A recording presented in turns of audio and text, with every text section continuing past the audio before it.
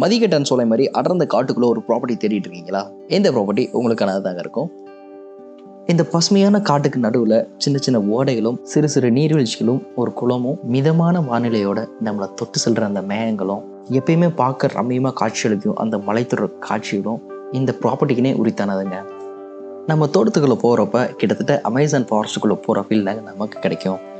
2 side இயற்கை மரங்கள் நம்மளை வரவேற்று நிற்க, மண் ரோட் நம்ம ப்ராப்பர்ட்டிக்குள்ளே நம்மளை வழி நடத்தி கூட்டிகிட்டு போவோங்க. 1500 மீட்டர் எலிவேஷனோட எந்தவித மாசுமே இல்லாத ஒரு ப்ராப்பர்ட்டினா இந்த ப்ராப்பர்ட்டியை நான் சொல்லுவேங்க.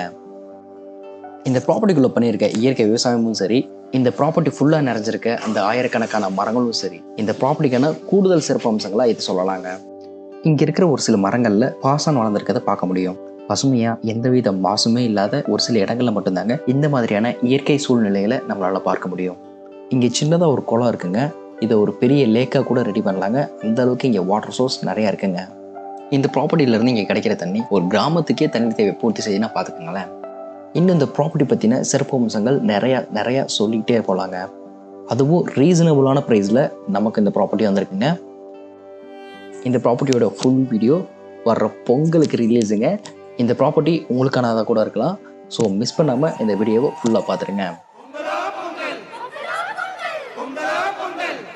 அனைவருக்கும் தை திருநாள் மற்றும் உழவர் திருநாள் நல்வாழ்த்துக்கள்.